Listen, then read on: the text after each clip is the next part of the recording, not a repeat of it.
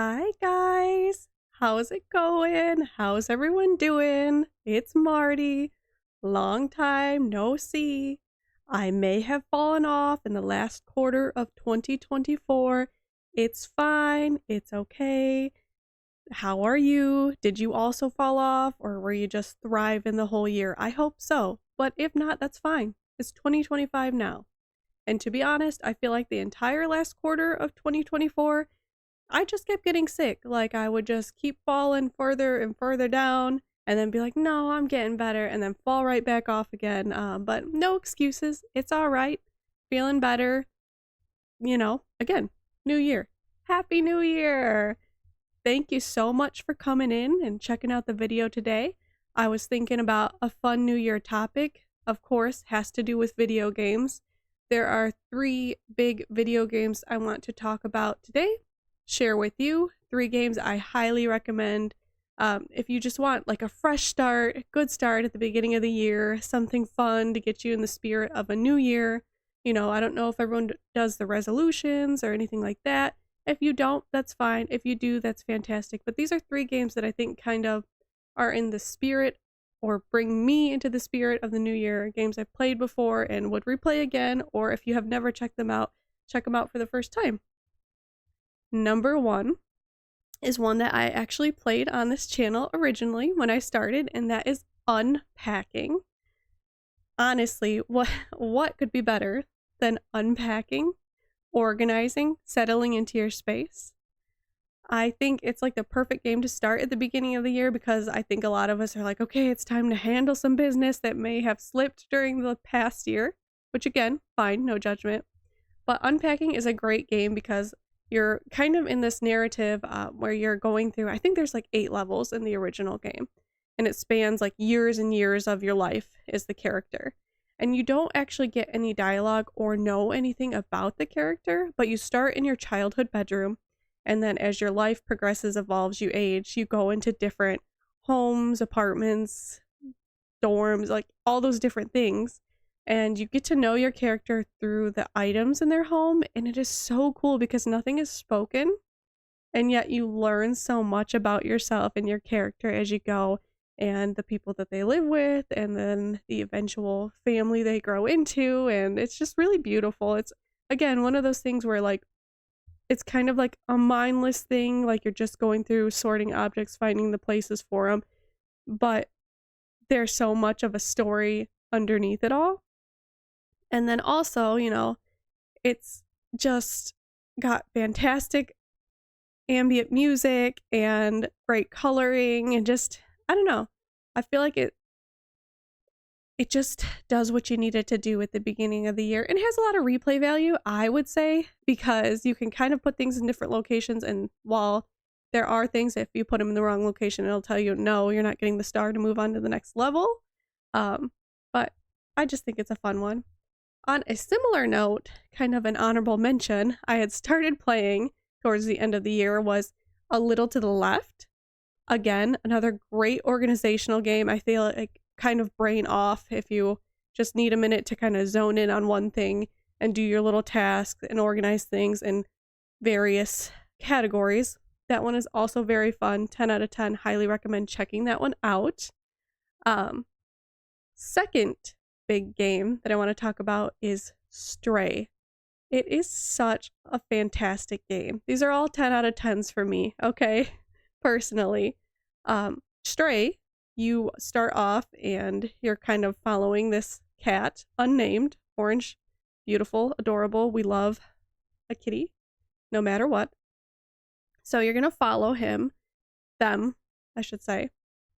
You're going to follow them, and without giving too much away, you get separated from your family and you kind of have a big fall and stumble into the city where it's mostly like robots and different, again, I don't want to give too much away, but you get a companion named B12, and you're going to kind of like navigate and try to get some answers to get yourself back home or help the people that you meet around you and really grow in this community while also kind of going on this big epic journey. And I'm not gonna lie, I was stressed the entire time. I'm always going to be stressed if a video game centers around an animal, just because I'm just like, I can't have this like be a John Wick scenario or anything wild because I will turn into John Wick. You know what I mean? Nobody wants to see that. So it's stressful to play as an animal, but it's a fantastic story, beautiful landscape, fun, rich characters. And again, like as the character, the cat, you don't have too much dialogue, but you learn so much, and then you repair relationships with people and get to know them more on a deeper level. But just the scenes, the scenery, the characters you meet, I feel like it's a good palate cleanse and a good way to just drop right in and immerse yourself into a very special world. Again, a little emotional, I'm not gonna lie. I don't remember if I shed a tear or not, but it'll get you thinking and kind of get your gears going for the start of the new year. If you need a new year cry, go ahead and do it with this one. The third and final game that I highly recommend, taking it back a bit, is the original Kingdom Hearts. Hear me out. I know this is a younger game, and it came out some time ago, but I would argue it's the best of the series. I really fell off. No hate, no disrespect. I know a lot of people worked very hard on all the other games. I really fell off after the second game. I really wasn't at all into the third game, although it's beautifully crafted. The first game just did it for me. Again, first of all, that soundtrack, epic.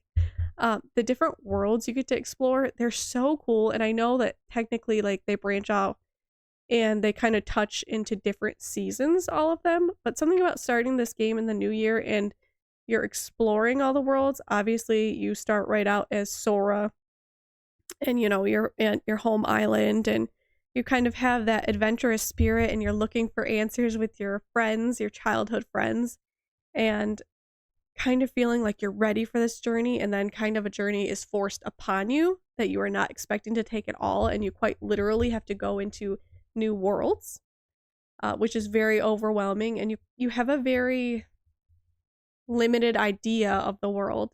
So when you're exploring all these worlds, it's very cool because it's that perfect mix of, if you were into the Final Fantasy games growing up or now, it's got some of the Final Fantasy characters you love, also some of the Disney characters you love, without being too young.